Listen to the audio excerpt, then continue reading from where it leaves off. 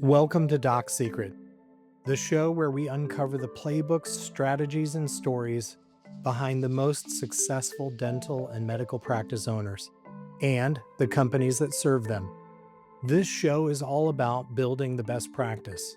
Whether you're a dental or medical student dreaming of private practice, a seasoned doctor looking to grow or sell, or an investor exploring the healthcare space, this podcast is for you.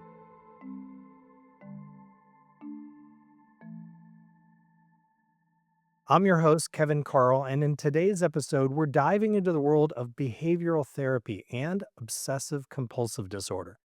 We'll explore OCD care as well as building an effective training program, practice, and a reputation for excellence. Let's get started. Welcome to Doc Secret. Joining me today is Ella Laniado. Ella graduated from the Columbia University School of Social Work. She holds licenses as a social worker in Massachusetts, New York, and New Jersey, and is ERP certified for OCD treatment. Ella is a training director and active therapist at Brookline Adult and Child Counseling. With a focus on children, adolescents, adults, and families, she has worked in various settings such as inpatient hospitals, outpatient clinics, and schools. Ella Laniado, welcome to the program. Hi, thank you for having me. Well, Ella, your decision to become a therapist, as I know, is deeply personal. Could you share how your OCD diagnosis shaped that journey? So OCD gave me a lot of clinical insight, but it was actually my own personal therapist and honestly my love for helping others that really guided me into this work. Um I always kind of gravitated towards roles that involved interpersonal connection. So I was a camp counselor growing up. I volunteered with individuals with disabilities, and those experiences really reinforced that supporting others felt like kind of just a natural extension of who I was. Um, and then my own experience in therapy had a huge impact. I owe so much to my own personal therapist. She helped me feel seen and empowered, not just treated. And I don't know, it made me wanna do that work as well and provide that care for others. So, I don't know, it didn't feel like a career decision, it felt like kinda stepping into the person that I was always on track of becoming. Nice. And that was about how many years ago was that now? Whew. Um, I think I decided that I wanted to be a therapist in high school. I think it was my junior year of high school where I decided I wanted to be a therapist, um, and I started looking at schools for psychology. Well, let's jump in the Wayback Time Machine. Not quite as far back as high school, but let's go back to maybe your first week as a practicing therapist. That's, a watershed moment for someone who's spent a lot of time in schooling and advanced training and advanced schooling, et cetera. I would love to understand a little bit what that was like for you in that first week actively engaging as a practicing therapist. Could you share some about what that was like for you? Yeah. Wow, my first week as a practicing therapist was a mix of emotions. I think there was a lot of intense imposter syndrome, and also just genuine excitement. I worked so hard. I was so eager to finally do the work that I had been training for and wanting to do since I was a teenager. But I also kind of felt this huge internal pressure to just get everything right. Um, I think I had to give myself a full pep talk before my first session. Um, I was hyping myself up, reminding myself that I was trained and prepared and I didn't have to have all the answers. But even though I was nervous, I think I still felt this deep alignment that this was where I was supposed to be. And I think after my first ever session, it felt right. Um, I mean, obviously, imposter syndrome still comes up for me now, so that imposter syndrome is hard to get rid of. Sure, I hear that as a common theme, by the way. Yeah. Right. So let's talk a little bit about the opposite of imposter syndrome, which is really being well trained for what you do. Could you talk a little bit about how your training prepared you for that experience? Maybe some of the background, the experience, excuse me, the training that you needed to go through to ready yourself for therapy. Yeah. I think my training gave me a lot of the theoretical foundation and tools, especially in exposure and response prevention training, which is what I'm specialized in. Um, and then I think the real learning really just came from being with the clients. It's really helpful to be able to kind of put the tools that you learn in a training into the real sessions, and as the sessions just feel a lot different. And so I think while the trainings are obviously very important and I got all of the foundational stuff, I think putting it into the sessions, that's where I started to get the most comfortable and the most confident in what I was doing. And was there a specific course or a specific class or a specific part of your schooling that you felt, looking back on it, really sort of got you there?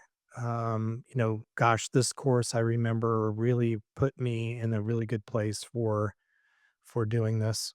Just curious whether you had an aha moment. I think I had a foundations in social work class, and my professor was really amazing. I and I had a really good connection with her, and she gave a lot of insightful information. I didn't have a specific class where I was like, "Oh, OCD is what I wanna specialize in." Um, but then when I started taking continuing education trainings on ERP and OCD, that's when it kind of clicked that that's what I wanted to do. Um, but yeah, my foundations in social work class, it gave me a lot of really amazing tools, and I'll just never forget my professor who I still have a relationship with today. That's great. And I know students who may be listening, they're probably thinking maybe they haven't figured out what it is that they want to specialize in. And what I'm hearing from you is that's okay. Yeah. That can happen later. Yeah, I Um, actually think it's really important to not be so focused on what you wanna specialize in until you've kind of been in the field and tried it. Because when I first started, I thought that I was only gonna work with kids. That was my entire life. I knew I wanted to be a therapist for kids, and in my first internship in school, I was working with adults, and I really enjoyed it, and now I have a combination of adults and children, and so I think it's great to be flexible because you might learn, "Oh, I do enjoy this population," or you might say, "No, I do really wanna work with kids," but I think it's important to have that experience working with all populations and then focus in on a specialty as you get older. well, that's great advice. I want to talk for a minute about your lived experience, right? This personal experience that you've had. How has your lived experience changed the way that you show up for clients with anxiety or OCD? I think it absolutely has shaped the way that I show up for my clients with anxiety and OCD. I remember being in a training where the person leading the training said that having a strong rapport when doing ERP, exposure response prevention, was not necessary.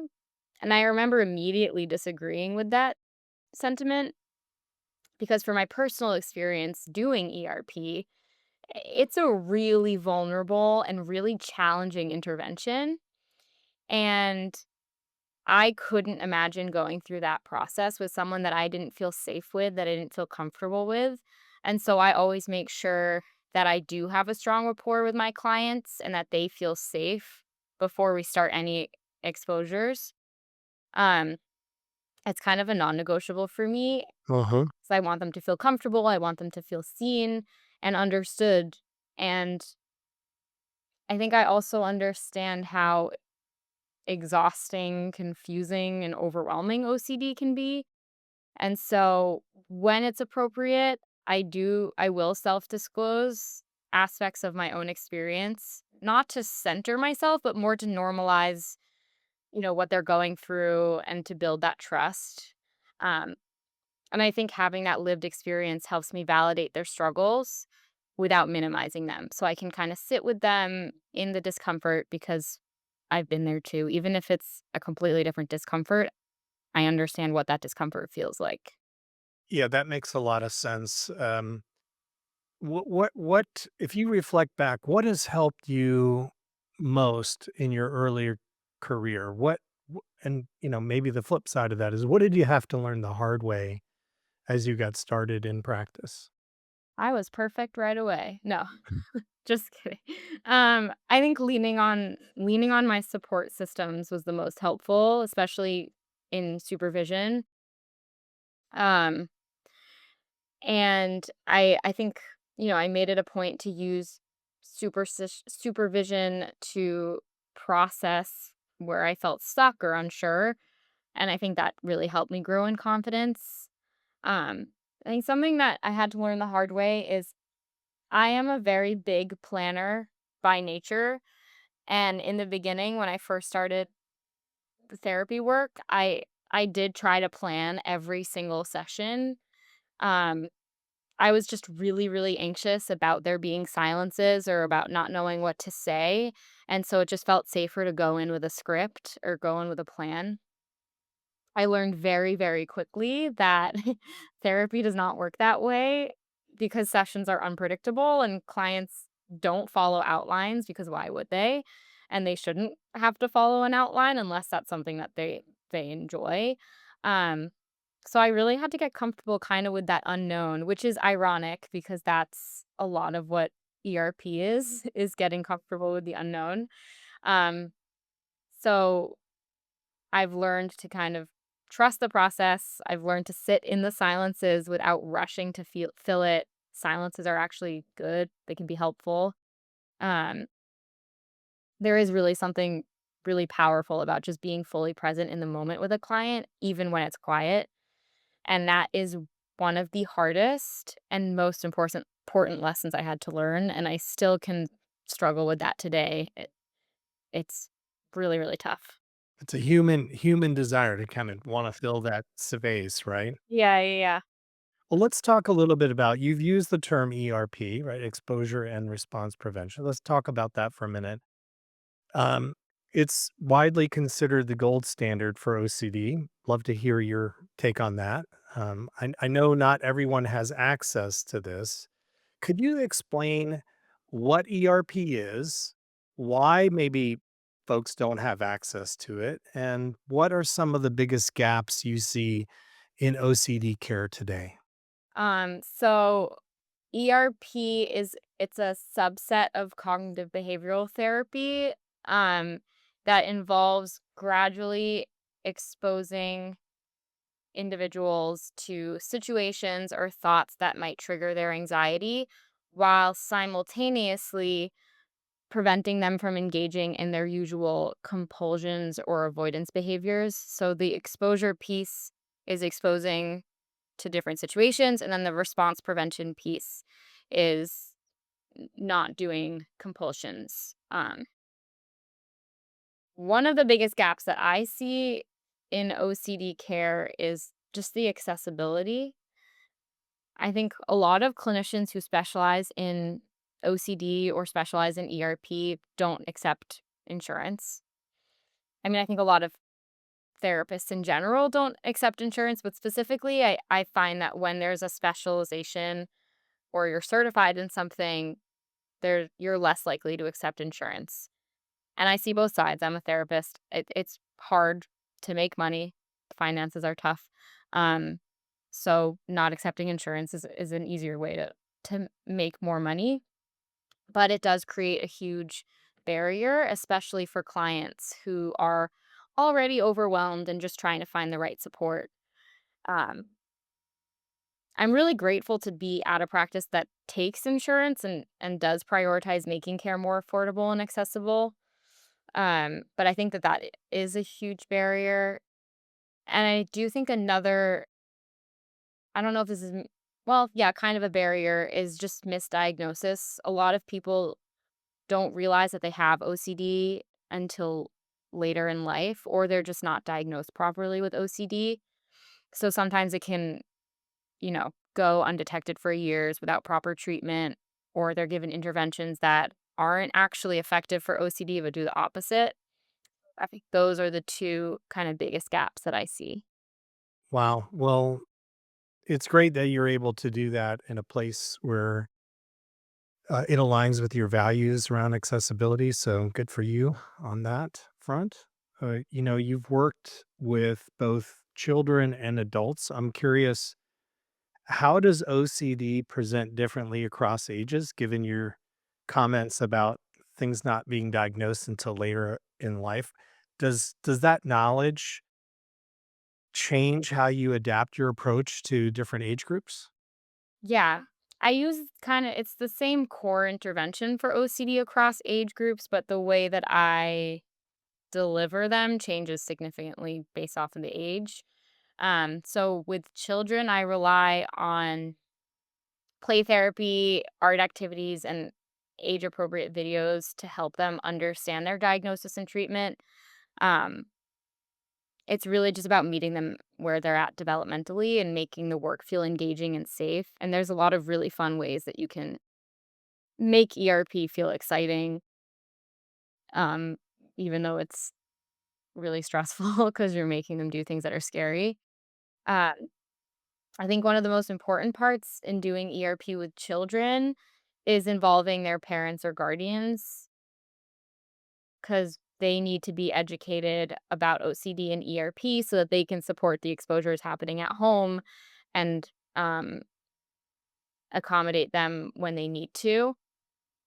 It really is most effective when the family is part of the process, cheering them on, helping them follow through, and reinforcing progress between sessions. And there's a lot of ways that you can reinforce the progress, but really the intervention is the same. I'll make it a little bit more fun. Well, I'm fun and ERP. I know. I'm kind of I'm tilting my head because I'm interested to hear how that comes through. So we'll talk about that more in a moment. You talked about kids, you talked about adults. I want to bring up maybe an uncomfortable topic, and that is that in the professional world, there are a lot of folks seem to be doing really well. They might even be called by others as, high performing people, if you can use that term. Does OCD manifest in so-called high performing professionals, and how might your therapeutic approach differ for them? It definitely can. I think that OCD, it can manifest in anybody, and I think a lot of times it really can go undetected, which is why it's so hard to diagnose. It's not the compulsions and the rituals are not always very visible. Sometimes they're mental compulsions that are happening all just in someone's head. Um, so if I have someone who has mainly, mental compulsions or seem high performing, I I really focus on values-based work and shame reduction, helping them challenge the belief that being anxious means being inadequate if that's how they're feeling. Um, but still the work looks the same. I think it's just with I would probably going back to what I was talking about before, with someone who it's not super visible and they seem very high performing, that might be someone who is misdiagnosed and is diagnosed later in life. And so it might be a lot of unlearning some of the things that they've learned and a lot of sitting with some of that discomfort. But that is why it can go undetected because it can be kind of sneaky. It sounds like OCD can sometimes present as being an anxiety disorder. Am I getting that right? Yeah, it definitely is. I think it used to be, and I might be wrong, so someone can fact check me if they're listening to this, but I think it used to be in the diagnostic manual under anxiety disorders, and now it has its own section, but it definitely is a type of anxiety. Uh, and it's kind of how someone's anxiety manifests can be in an obsessive and compulsive way. And are there any interventions or tools that you've developed or maybe have been developed by your practice or tools that you've adapted that you find particularly effective or creative in treating patients with OCD? Yeah. There's one intervention that I really love. I definitely didn't invent it, but I've kind of adapted it a little bit. I don't take credit for the actual intervention. I don't really know if it's necessarily an intervention, but I use it especially when I'm working with kids, but honestly, I do it with adults too and they love it.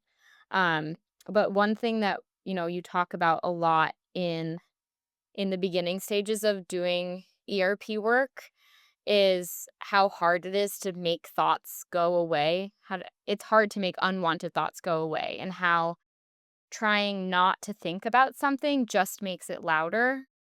Uh-huh. So I'm sure you've heard the classic "Don't think about a pink elephant." I think there's a whole TED talk about it. Uh-huh. Um, so I adapt it to be a little bit more fun, a little bit more silly, depending on the client. So, for example, I'll say, all right, we're going to play a game. I'm going to talk to you, and whatever you do while I'm talking to you, you just can't think about a chocolate chip cookie. It just came out of the oven. It's gooey, melted chocolate. Just don't think about the cookie. What are you thinking about? Stop, Oh, good. Yeah. stop thinking about it. Are you thinking about a cookie? Okay, tell yourself to stop, and we'll kinda do that. Usually, the client will start laughing, and of course, they say, "Now I'm thinking about it." It's really cheesy, but it kinda turns into a lighthearted game, and it's really effective in teaching the concept of thought diffusion and why fighting thoughts just doesn't work. If you say, "Oh, I really don't wanna be thinking about this," you're gonna think about it, and it kind of opens the door to deeper discussions about allowing those thoughts to come and go without trying to control them. That's usually what I do first before getting into the specific exposures. Well, it's like that, I think there's a saying for pilots, right? Where they tell pilots, "Don't fly into the pylon." Ugh, I've never heard that. If they obsess, they start thinking about the pylon, they orient on it, and therefore, at high speed, they're more likely to hit the pylon. So, Yeah. yeah, that seems to make sense to me. You've mentioned a few times now ERP is challenging. I'd love to hear a little bit of your thoughts on why that's challenging, and maybe what advice that you give in your practice to supervisees when they're feeling stuck or discouraged with ERP cases. Yeah. ERP is challenging for are you asking for clients doing it? Why it's challenging or for clinicians?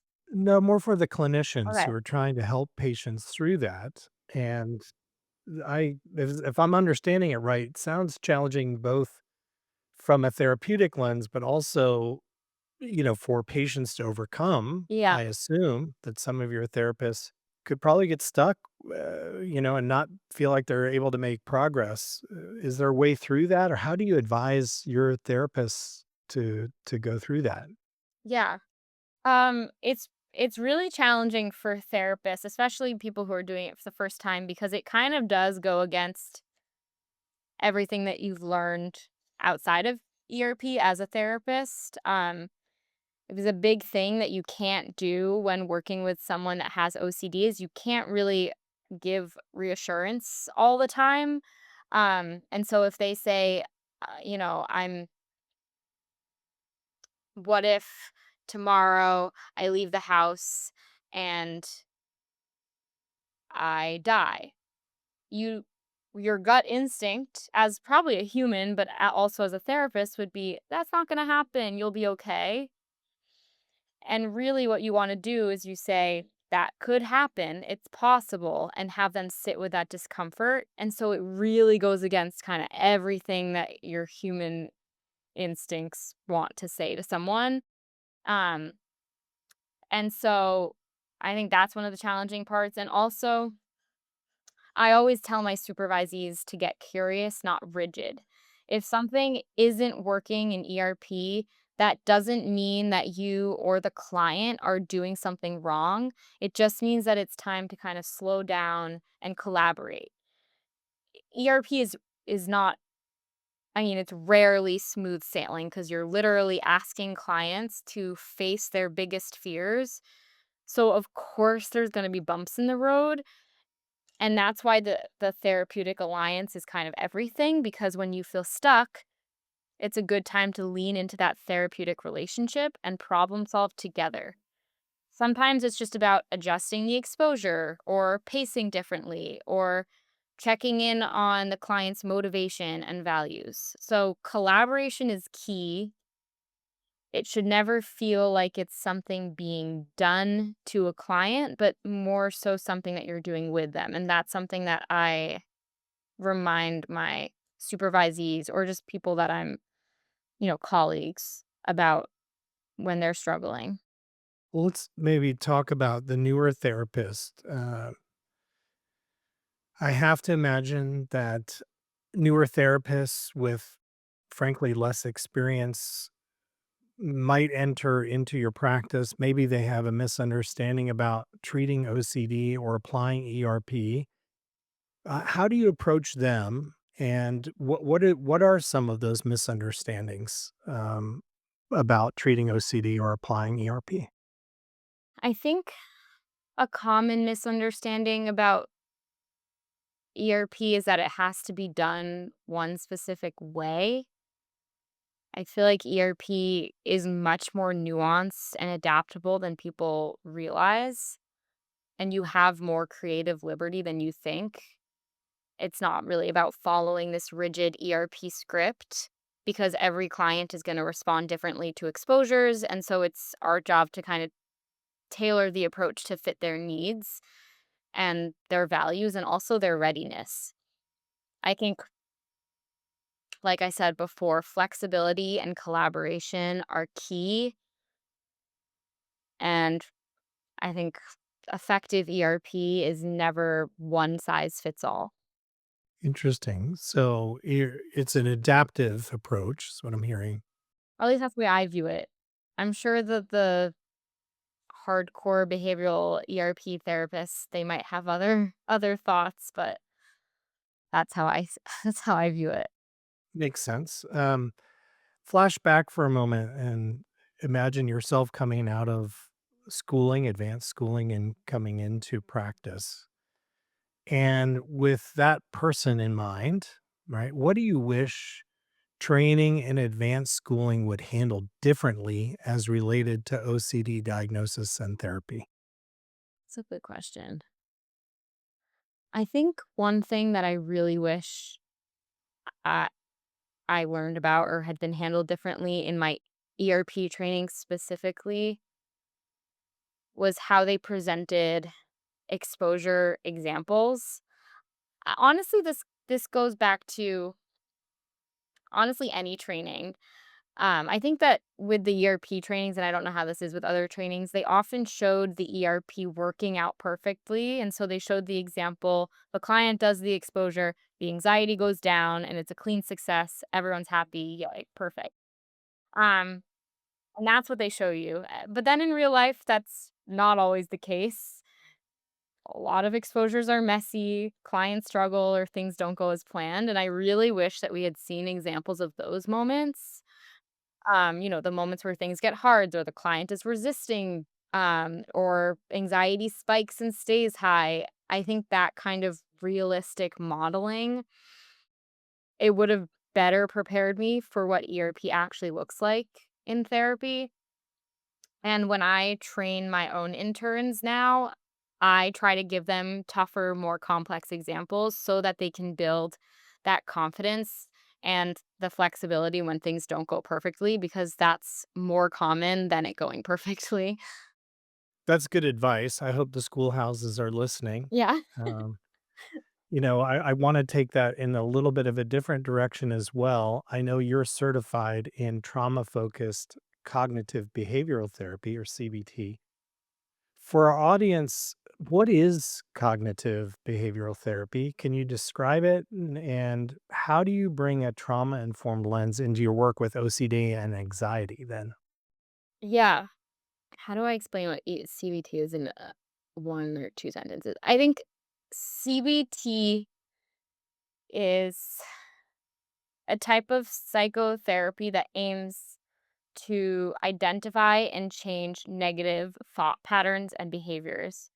And so it focuses on the relationship between thoughts, emotions, and behaviors, and then teaches clients how to challenge those thoughts and develop coping mechanisms to deal with difficult situations. And then the trauma focused CBT incorporates kind of trauma sensitive cognitive behavioral principles and techniques. So let's make that let's role play for a minute if we can. Let's assume that I am suffering from OCD and anxiety. And um, let's assume for a moment also that I've had some trauma that has exacerbated that in my childhood. And now as an adult, I'm coming to you for help. How do you approach something like that? Um, just generally, I would love to hear sort of what that might look like from an approach perspective. So the client has trauma and OCD. They're presenting with both. Yes. Yeah. Um, I think understanding what the client has been through is essential because trauma really shapes how we interpret danger and safety. Um, so kind of viewing it from a trauma informed lens can help me pace exposures intentionally, ensuring that the client is comfortable but not re-traumatized, or sorry, ensuring that the client is uncomfortable but not re-traumatizing them. So if I'm working with a client that has trauma and OCD, I try to pay close attention to triggers versus therapeutic discomfort, which is what we'll be doing if we're doing ERP, because the goal is to challenge the OCD, not overwhelm the nervous system already shaped by trauma. Um, I will say that if significant trauma is present, it's often important to address and treat the trauma first before jumping into ERP. So it sounds like trauma can complicate um, the process of treating OCD. Yeah. Does it? Is that? Did I get that right? Mhm. It can also mimic OCD. Yeah. So that's, I guess, the next one. Does it mask it or mimic it? I mean, I'm not sure. Sort of the view of masking or mimicking, masking, covering up, mimicking, similar to but different. Um, can trauma ever mask an OCD diagnosis? And then how do you work through that clinically? I think that trauma can definitely complicate or mimic OCD. I think that if someone is maybe they've had OCD before and then there's a trauma incident, then the way that the trauma can present can be very obsessive and can feel very obsessive compulsive. Um, I think that intrusive thoughts are common in both OCD and trauma, which can then make it very difficult to differentiate at first. Um, I do think that OCD can develop in response to trauma, which adds another layer to complexity, but I think it's important to understand why a client is engaging in certain behaviors. Are they doing compulsions to try to neutralize anxiety, or is it to avoid trauma reminders? Because sometimes it's one or the other, sometimes it's both. And that's why I think it's important to really take your time during the intake and early sessions to really understand the client's history and their experiences. And again, if there is significant trauma present, they might not be ready for ERP. We might have to first build stability and then do the ERP after, because the ERP could just be very re traumatizing if not processed correctly. Yeah, and at the beginning of our conversation, you mentioned building this sense of trust and safety, it was your term, with clients. When you look at ERP, you mentioned also it seems counterintuitive to be taking them through that process. It's clear that trust and safety are important in ERP. How do you build it? Um, could you take us through the realities of how you build that trust and safety? Yeah. I think first of all, I'm not in our first session saying, all right, you have a fear of your parents dying. Let's do some exposure work and have you that discomfort because they're not going to want to do that because why would anyone want to do that? So I make sure that my client knows that I am not here to force them into uncomfortable situations. They are in control the entire time, the entire process. They have control. My job, my role is to guide and support them through the process, never to push them beyond what they can handle.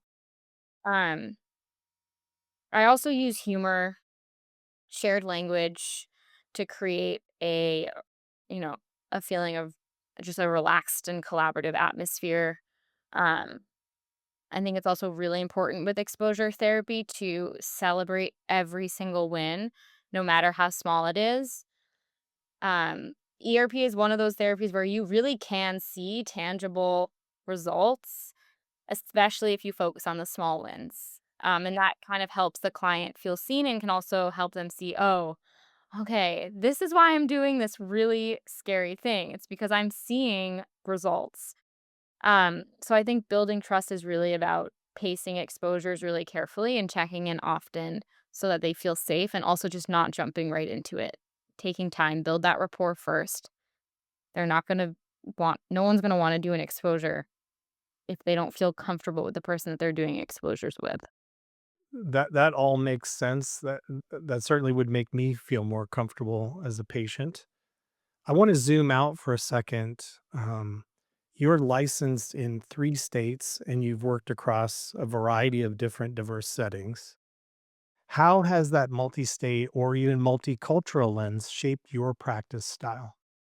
I think that I've learned that the systems vary a lot from state to state. So the school systems are different, communities are different, and provider networks, they all differ. And these differences shape how people are able to access care and shape what resources are available. And so because of this, I think flexibility is really key in my work. Um, I have to adapt my approach to fit the unique context and resources of each state and community. And it's also helped me become more culturally aware and responsive to diverse client needs and experiences.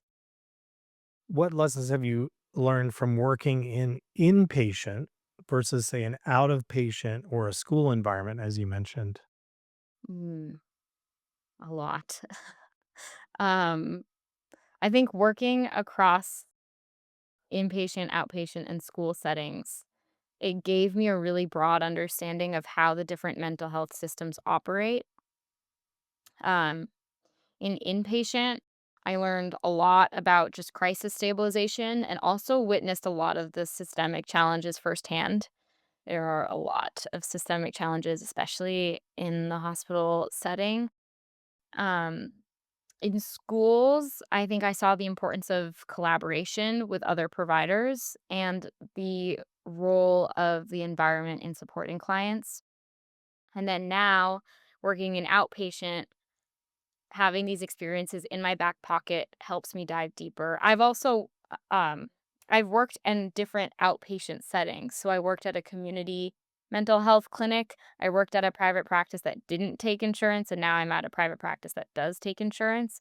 And so I really was able to see the different levels of accessibility. I took Medicaid. I took nothing, and that was really hard because I had to turn away a lot of clients and um so yeah, and I think if I ever need to refer a client to a higher level of care or coordinate with a school, I have that understanding of those systems and can provide informed support, which has been helpful for me because I know where I'm referring my clients to. So having that experience, I think, has been really helpful. Oh, that's great. You've mentioned accessibility and other challenges in terms of providing care. I'd love to understand from you, Ella, what is the greatest challenge you face in your practice today? I think balancing high caseloads with the energy that I want to bring into every session.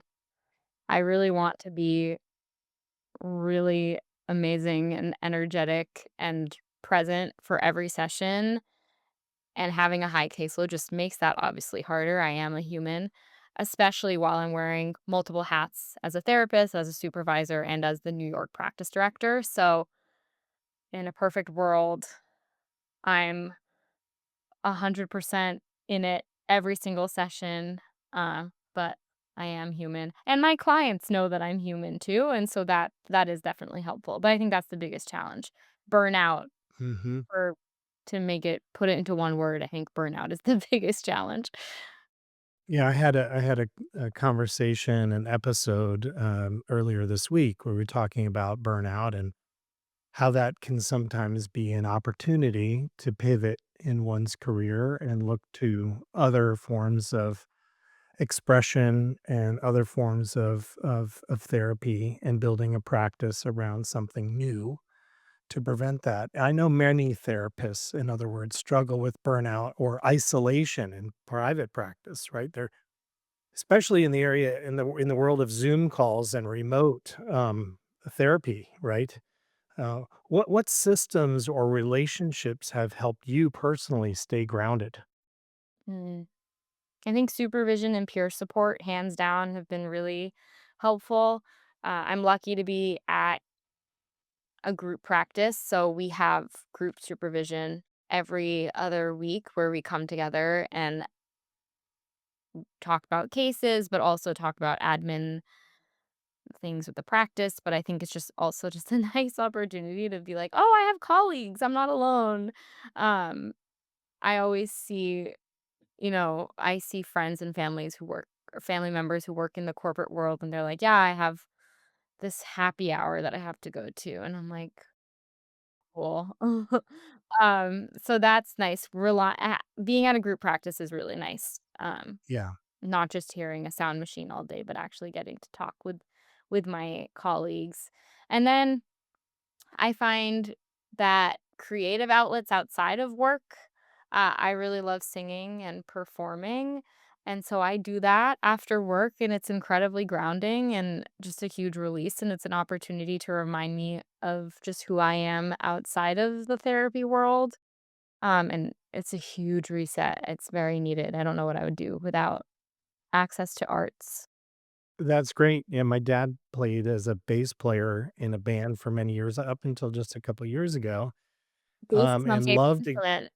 he loved to play out and always liked it when the family was front row in some restaurant or bar or wherever they were playing, that kind of thing. But, it sounds like that's a great outlet for you. Mhm. It's huge. I'm very grateful that I get to do it. I did it in high school, didn't think I would ever do it again. So, I'm very happy that I have it in my life. I'm curious how did you get back into it? Um, I I was talking to my boyfriend, shout out Garrett, if he's listening to this, I'm sure he will, because 'cause I'm gonna make him. Um, I was like, "Oh, I miss performing. Wish there was a way I could do it." And he literally Googled "performing in New York" and found this amazing program where I got to do theater again. So, it's That's nice. great. Google things can be There you helpful. go. Yeah, that's, and now there are other tools as well, right, with it, Perplexity AI and all these other things, Yeah. making it increasingly easy to find things and find these connection points, this point of interconnectedness, bring us out of our insular thinking, right? Yeah. So, that's great. Well, let's maybe think about the student who is, entering the field in the next, let's say, 12 to 18 months. What advice would you have for them as they're looking ahead post graduation or post graduation of graduate work? What thoughts do you have for them as they're entering the field? I would say keep an open mind in the different experiences that you do because you can really learn a lot, even if it's something that is not your first choice. And remember that imposter syndrome is normal, and use supervision. Those are my three. My 3 pieces of advice. Great advice. Well, now back to you. What are your future goals as a therapist? Ooh, that's a good question. I think, um, I definitely wanna keep giving supervision and, eventually maybe have, like, a full team of people working under me that I can support, and you know what? Maybe doing an an ERP training myself more, professionally, because I do it for my colleagues, um, but I think it would be really cool to lead a training outside of my practice. Interesting. Yeah. And so what would that look like? Would that look like building out a training program and providing it to other therapists, or what would that Yeah, how would I that think it would be building out a training program that folks can gain, continuing education credits from, and Mhm. then providing it to other therapists. Also, I would love to go to a convention. Okay. An OCD convention would be fun. That would be an interesting venture. Would you wanna present there, or would you just wanna be present there? In an ideal world, presenting would be great, but I think I'd be really happy just being there.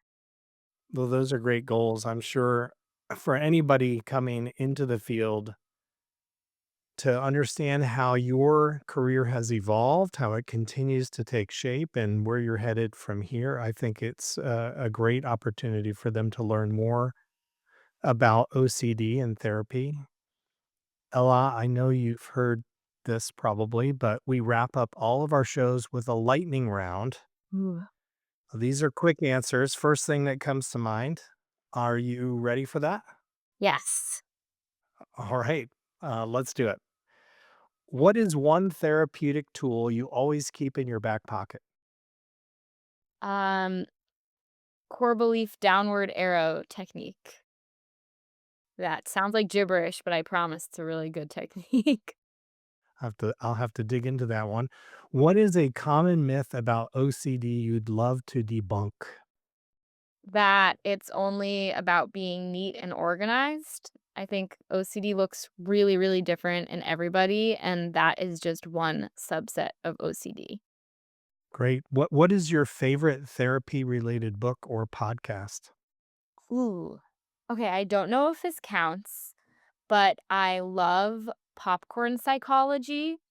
It's a podcast. It's 3 therapists who, they psychoanalyze movies and the characters in the movies, and they bring kind of their thoughts on the movie, their therapist thoughts. I love, love, love, love that podcast. If they're listening and they ever want a special guest, I would be very happy to join.